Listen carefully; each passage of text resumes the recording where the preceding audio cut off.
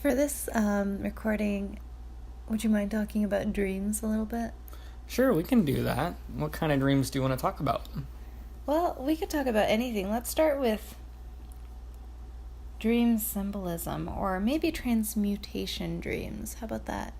Okay, well, let's start with the first thing you brought up, which is symbolism. So, a lot of dreams do have symbolism.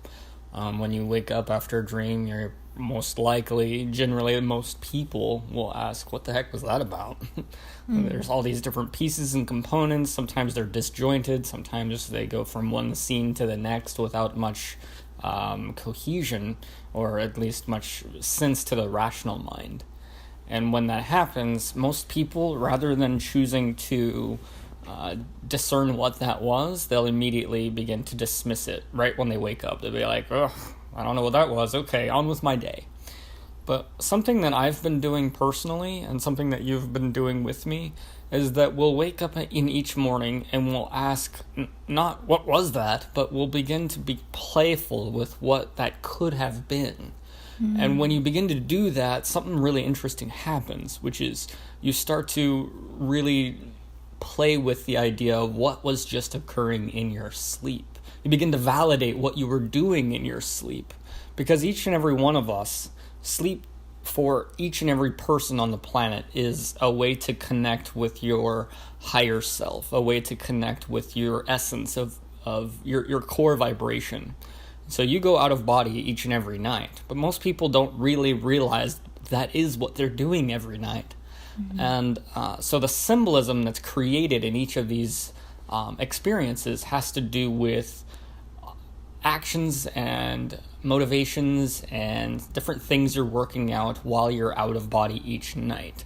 But since it is not really related to physical reality, your rational mind has to translate this in the best way it can using symbols.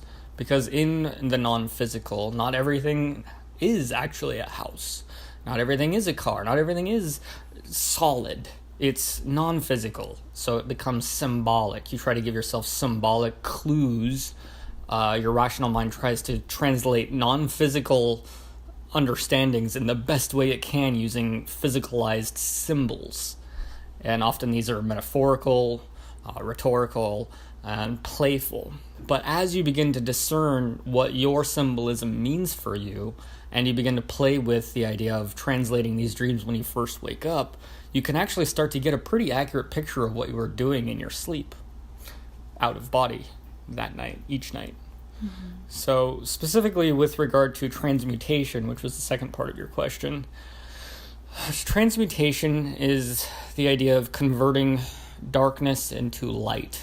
And it's a lot of what's happening on the planet right now. There seems to be a lot of kind of chaotic activity going on in physical reality, a lot of human activity, a lot of weather activity, a lot of volcanoes and earthquake activity, a lot of shifting around.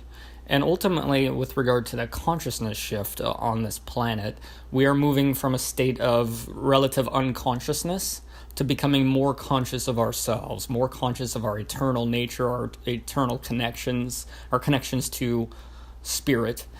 And as we do that, we have to shift that unconsciousness or transmute that unconsciousness into consciousness. And to a lot of people, that looks like initially a lot of darkness coming up in our realities, like the same reflections coming up again and again in our physical reality experience and maybe even in our dream states. So was there a place you wanted to go with this? Did you have a specific idea in mind? I know last night you had a transmutation dream. Yeah, so I ended up having a nightmare where I was in a very dark space, and I was in an old truck of mine, which is very interesting as symbolism. I'll get to that in a minute. And I was in this truck, and I did have someone next to me, translated as my father, but I don't feel like it was actually my physical dad. I feel like this might have been a guide. And I was turning on a flashlight and trying to clean out the truck. And I was doing well with that. That was fine. The darkness was, it felt like nighttime outside. And that was there. And then I ended up having to go outside of the truck. And I was alone in the darkness. And that's when a wolf came up and grabbed my hand and started pulling me in a direction. And I woke up, screaming because it freaked me out. Mm-hmm. And you actually woke me up from that dream. Mm-hmm. When I woke up from that, instead of freaking out, instead of saying, oh man, that was a nightmare, I chose to ask myself in my own head, what was that? What was I doing right then? What was I doing out of body? And for me, what I'm learning is, in my particular reality, I'm learning how to transmute darkness into light. Not just for me, but I can help begin to translate that for other people. But what that looks like for me is I have to become very masterful in that darkness. I have to become very discerning, very appropriate with my energy. I can't get freaked out.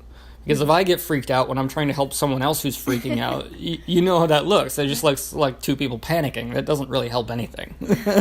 So in order to help people out of darkness, paradoxically, you have to kind of go in more of the darkness to really become masterful in it. And this translates into many of my other dreams. This is not just last night. I noticed a theme over the last couple of years that I've been playing with mastery, about mastering myself in these transmutational dreams, that I can't freak out. If I freak out, then I let the darkness come into my space, I'm panicked, and that doesn't help anything. Mm-hmm. So last night was specifically about maintaining my space, and the truck symbolism for me, I noticed vehicles are kind of your own bubble of awareness. If you go into a car and you're driving a car in physical reality, you're just more or less paying attention to the space around you in the car. You literally form a bubble of metal around you, and that to me translates as a bubble of awareness. So if I'm in a truck, if I'm driving a truck, I'm managing myself, I'm managing my consciousness. And so since I was shining light in the truck, this is also symbolic of light being consciousness as well. So light being holding the light, being able to reflect light, being that light, and cleaning out the truck, cleaning out my consciousness, making sure everything is maintained in the way that I would prefer it. And these are the kind of symbols I gave myself in that particular dream. When I stepped out of the truck and into the darkness, this was more about going into a further vibration of perhaps darkness that I'd have to maintain myself even more. And then the wolf was interesting because the wolf was, at the moment the wolf grabbed my hand, you actually grabbed my hand in real life in our bed, and you were trying to wake me up. Mm-hmm. And the wolf was trying to wake me up. I feel like the wolf was you. What? In a way that's kind of funny, because dogs can be of service. Oh. So you were being of service to me, but my symbolism translated that as... Because you were freaked out. If I'm freaked out, a very helpful, fun dog turns into a kind of a scary wolf-looking creature, right? Mm-hmm. So it was a matter of vibration, where I was putting my focus. I get that. Very interesting, very fun. Yes, definitely. Thank you. You're welcome.